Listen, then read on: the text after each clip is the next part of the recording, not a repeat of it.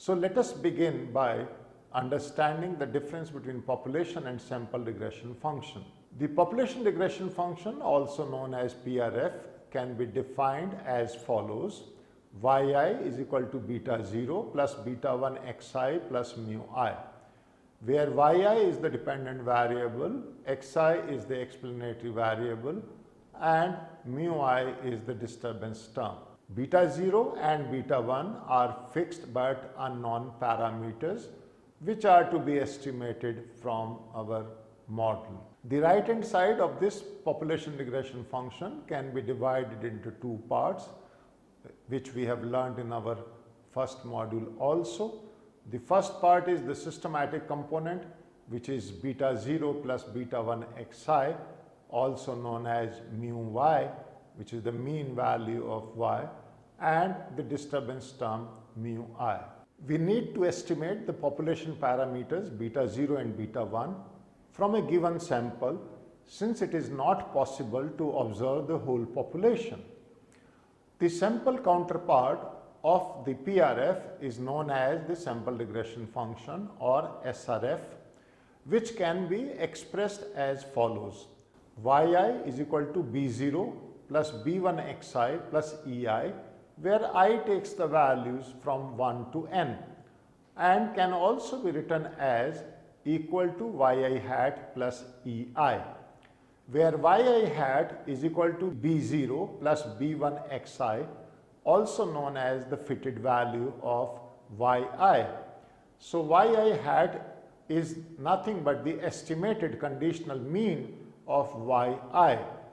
The error term Ei measures the deviation of the sample values yi from the estimated conditional mean, which is yi hat. The sample counterpart of PRF of various parameters and terms can be seen as follows. We have the population and we have the sample. The population parameter is beta 0, the sample coefficient is B0. The population parameter is beta 1, the sample coefficient is B1. The population mean value is mu y, the sample value is yi hat, and corresponding mu I we have Ei. The sample estimates of B0 and B1 can be calculated for a given sample, but these estimates will change from sample to sample. However, the population parameters beta 0 and beta 1 are fixed but remain unknown. The relationship between sample and population regression lines can be seen from the figure which is before you. In this figure, you can find that we have a population regression line which is denoted by y, expected value of y given xi, and we have the sample regression line denoted by yi hat. Let us see how do we calculate or estimate regression mode. So what are the methods for estimating regression mode?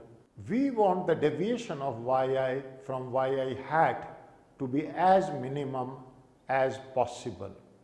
In other words, we want the least Ei possible.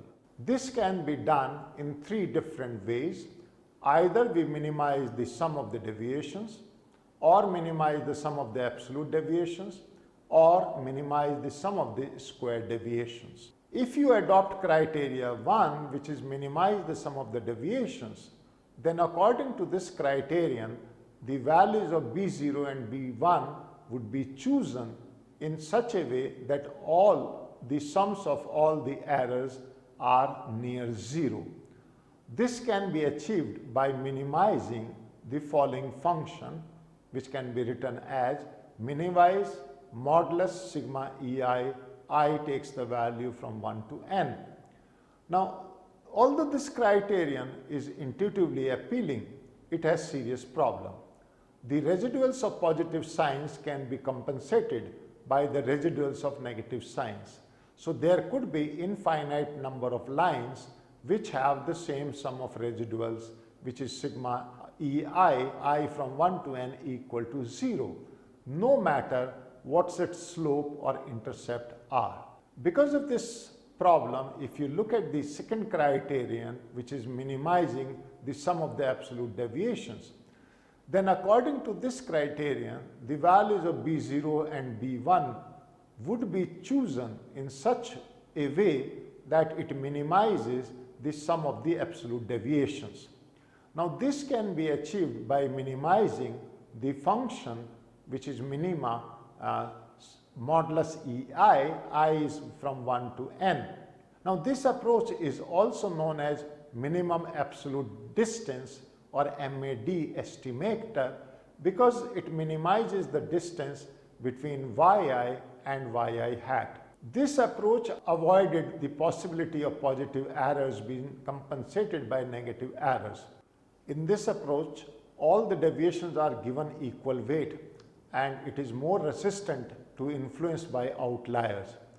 However, it is not very popular because their calculations are complicated and involves linear programming or iterative calculations.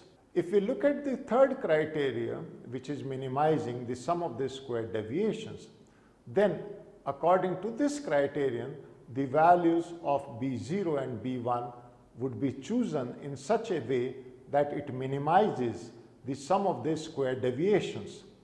This can be achieved by minimizing the following function, which is minimize sigma ei square, where I takes the values from 1 to n.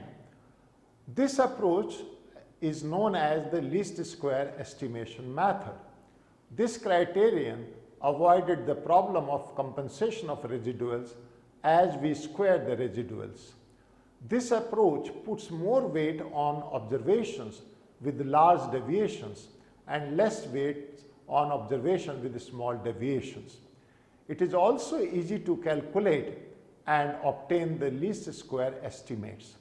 The least square estimates has some very useful properties under some relatively general conditions. What are these least square method? I am sure you would recall from the simple regression function that yi is equal to yi hat plus ei.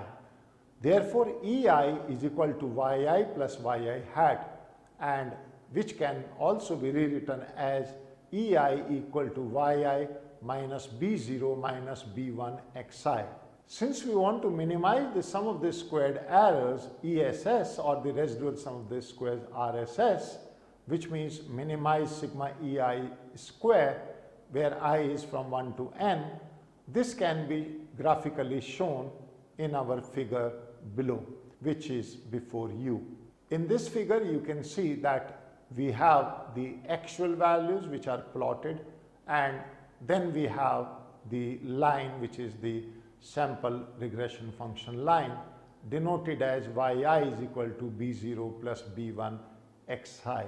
In this, what we have done is we have calculated SSE, which is the error sum of the squares, equal to sigma ei square, where I is equal to 1 to n, which is equal to sigma yi minus y hat square, I is from 1 to n. This is again equal to sigma yi minus b0 minus b1 xi square, I is again from 1 to n. This expression can also be rewritten as sigma yi square minus 2 yi b0 minus 2 yi b1 xi plus b0 square plus 2b0 b1 xi plus b1 square xi square. The estimates of b0 and b1 are obtained by partially estimating the above equation with respect to b0 and b1, which means we are taking the first derivative of SSC with respect to b0 first, which gives us the equation sigma minus 2yi plus 2b0 plus 2b1 xi. Sigma is from 1 to n.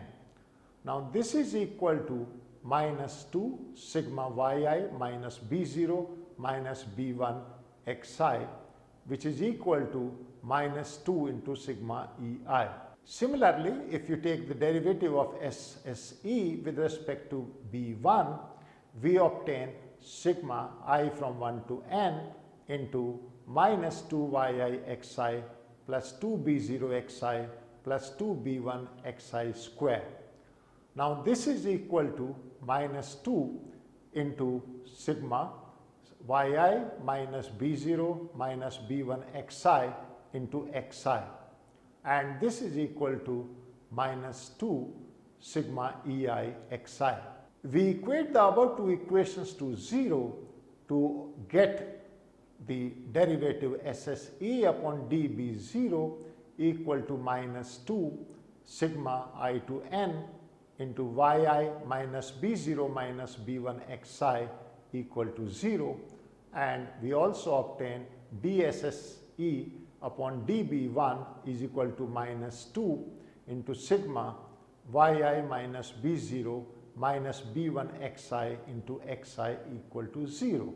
From these two, we obtain that sigma yi from 1 to n is equal to nb0 plus b1 into sigma xi, which is from 1 to n, and we also obtain sigma xi yi, I again from 1 to n equal to b0 into sigma xi plus b1 into sigma xi square. These two equations are known as ordinary least square normal equations. They represent two equations and two unknowns. Solving them gives us b0 and b1.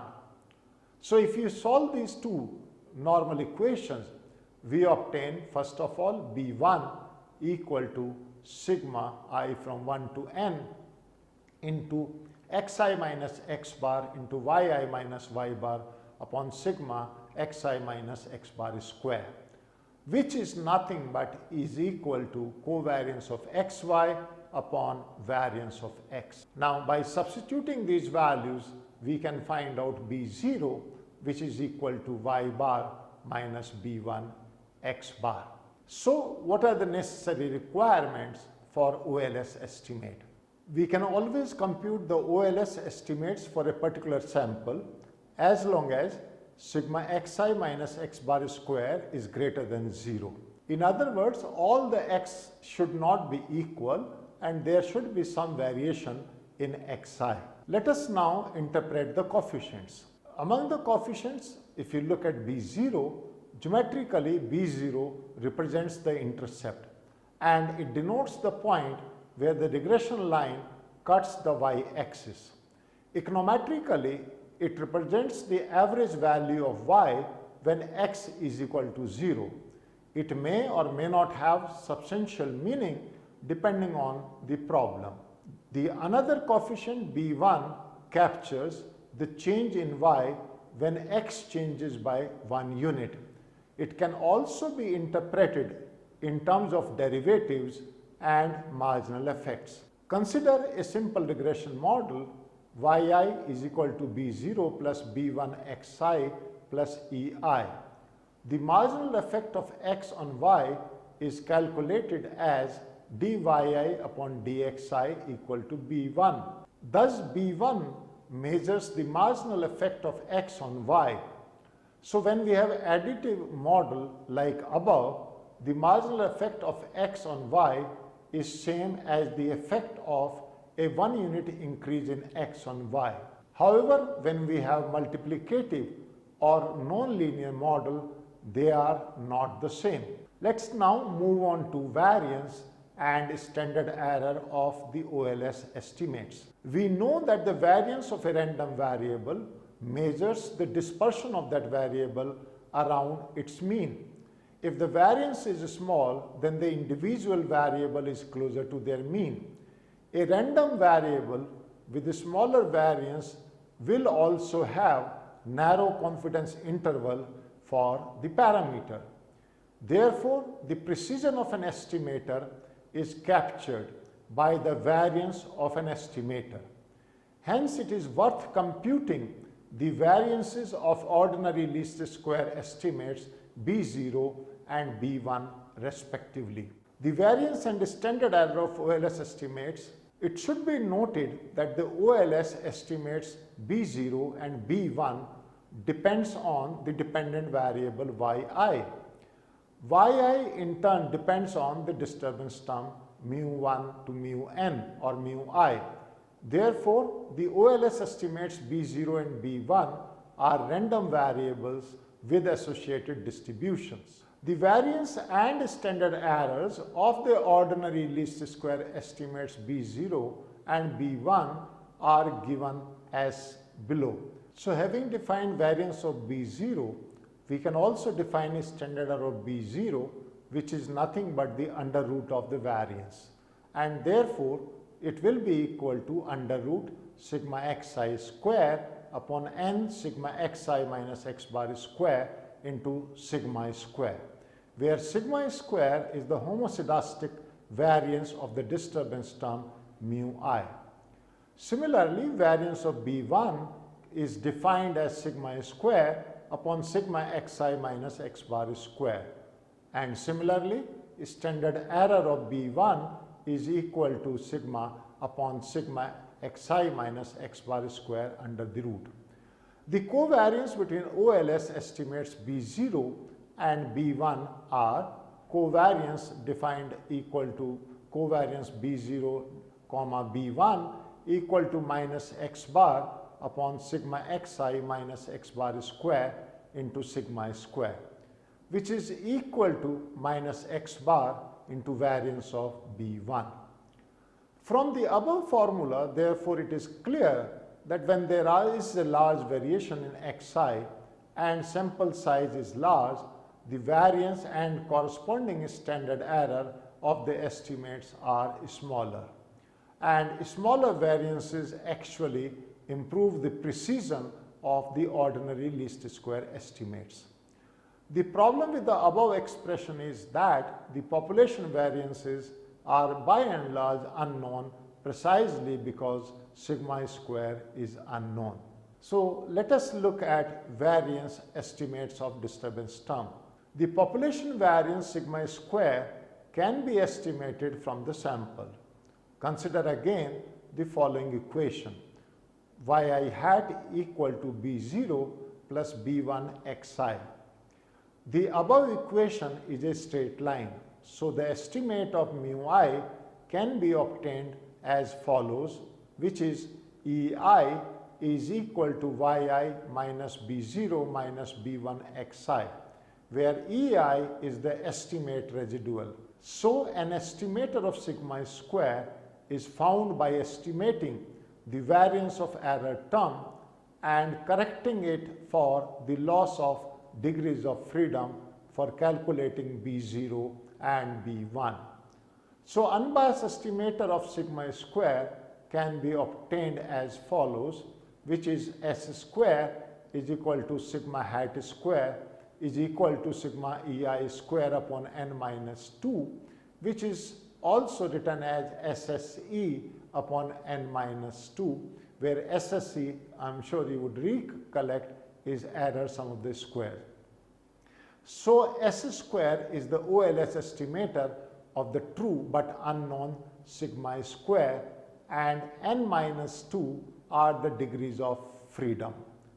The standard error of the error term is found by taking the square root of the sigma square.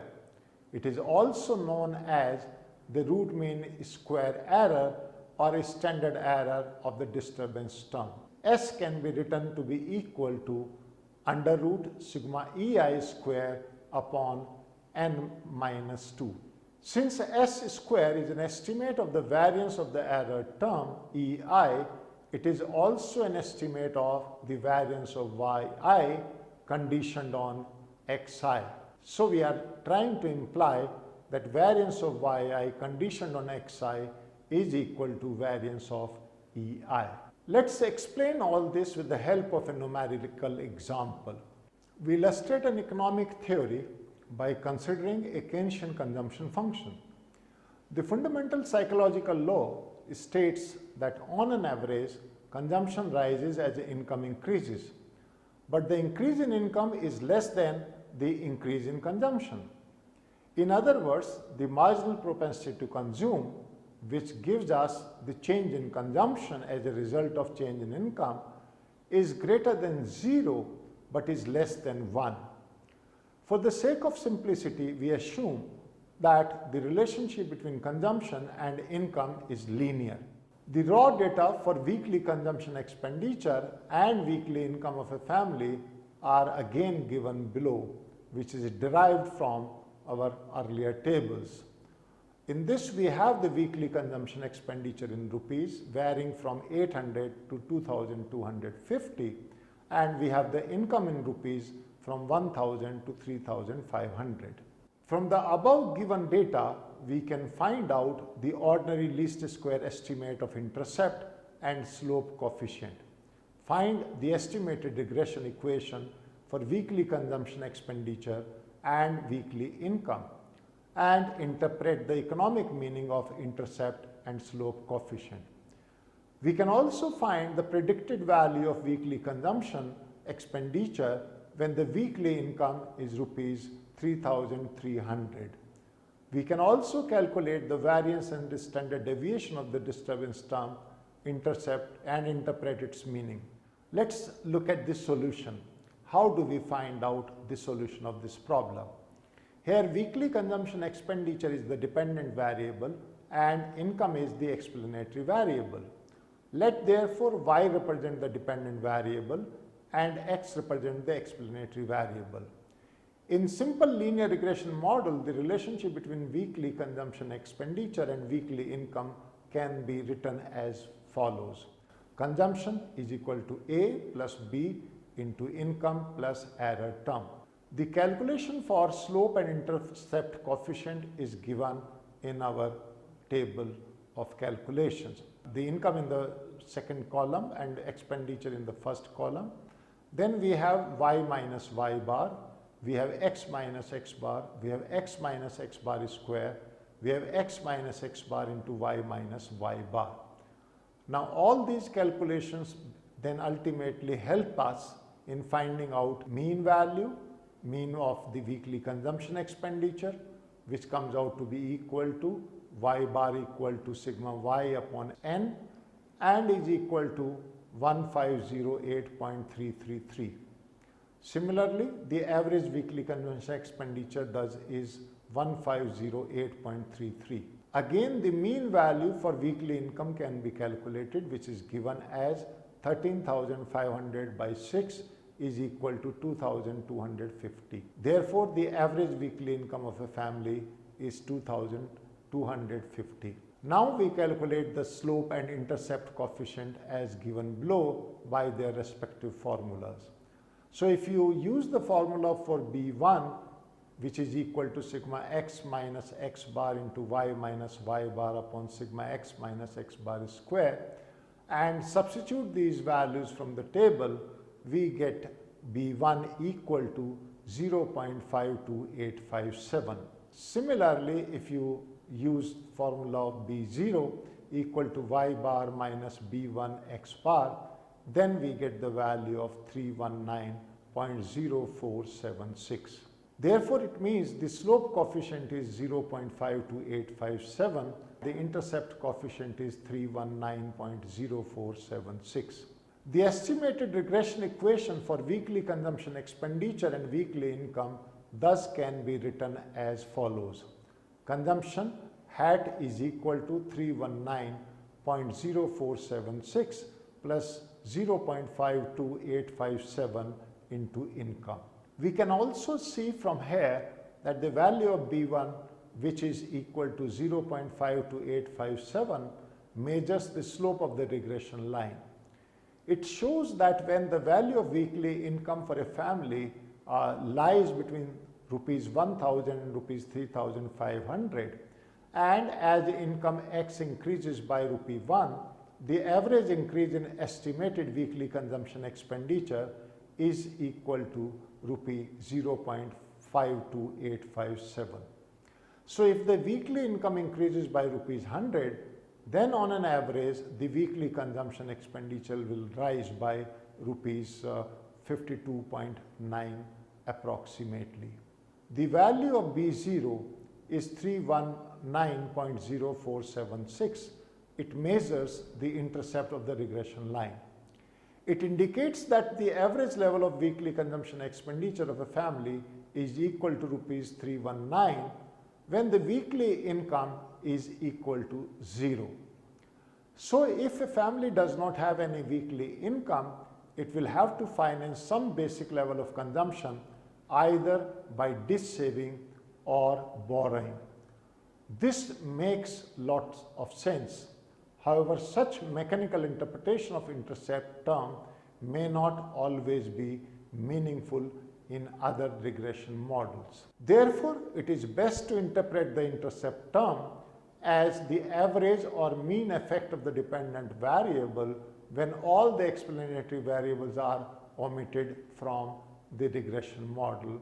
The predicted value of weekly consumption when weekly income is rupees 3,300 can be obtained by substituting its value in the regression equation. Therefore, we obtain consumption estimated, which is consumption hat, equal to 319.0476 plus 0.52857 into 3,300, and we obtain 2063.3286. Therefore, while weekly income is rupees 3,300, the expected weekly consumption expenditure is rupees 2,063. This is the usefulness of regression analysis, as they can be used in predicting the value of one variable based on the given value of another variable. The variance and standard variance of disturbance term can be calculated as follows. Sigma hat square is equal to S square is equal to error sum of the squares divided by n minus 2, where SSE or error sum of the squares is equal to sigma yi square minus B0 into sigma yi minus B1 into sigma xi yi. On substituting the values of all these into our formula, we get sigma hat square, which is S square, equal to 11198.617, and the under root of it gives us sigma and is equal to 105.8235. The variance and standard variance of the disturbance term are therefore equal to 11198.617 and 105.8235 respectively. The interpretation for the standard deviation is as follows. The standard deviation of 105.8235 is the magnitude of typical deviation from the estimated regression line. So some points are closer to the regression line and other points are farther away from it. Numerical example 2. It is widely believed in labor economics that wage earning depends on the level of education. So the relationship between monthly earning and the number of years of education are given as follows. Wage hat is equal to 0.675 plus 0.423 education, where variance of B0 is equal to 0.346. Hence, standard error of B0 is equal to 0.006. Variance of B1 is equal to 0.486. Standard of B1 is equal to 0.116. And sigma is equal to 0.0248. Interpret the slope and intercept coefficient of the above wage education regression model and find out what does the standard deviation of disturbance term indicate. Let us look at the answer of this problem. First, there is a positive relationship between the level of education and the monthly wage earning. For every increase in additional year of schooling raises the monthly wage earnings by 42% approximately. The intercept term is positive, however, there is no economic meaning attached to it. If you look at the standard deviation, then the standard deviation of the distance term is small, indicating that the individual values of the sample data do not divert away from the regression line. Let us now also understand what is spurious regression and what are spurious regression models. Consider the following model where yi is equal to beta 0 plus beta 1 xi plus mu I. In this above specification of the model, we assume implicitly that x causes y. We generally use r square as a measure of goodness of fit. However, it cannot be used to identify the direction of causality. So even if x and y are highly correlated, it does not provide a clue on whether the changes in x causes y or changes in y causes x. For instance, the correlation coefficient between elephant population and human population may be quite high in Assam. Does this mean that the change in elephant population causes the change in human population or vice versa? This is clearly not the case, and we have a situation of spurious correlation. In such cases, if we regress one variable or other, we will have a spurious regression. Similarly, consider a second more realistic example. Suppose we run a regression model in which the number of crime in a city is considered as a dependent variable and number of policemen is taken as an independent variable or an explanatory variable. Let us assume that we obtain positive slope coefficient. In such a situation, can we say that more number of policemen in a city increases the number of crime in that city? Common sense will tell us that the answer is definitely no. Instead, it is possible that due to increase in crime, the city employ more policemen. A more plausible regression model will be to consider the number of crime as independent variable, the number of policemen as dependent variable. It is also possible that there are other factors that needs to be incorporated in the regression model. Therefore, due care needs to be taken based on economic theory and other information before formulating a regression model. Let us now understand the numerical properties of the ordinary least square.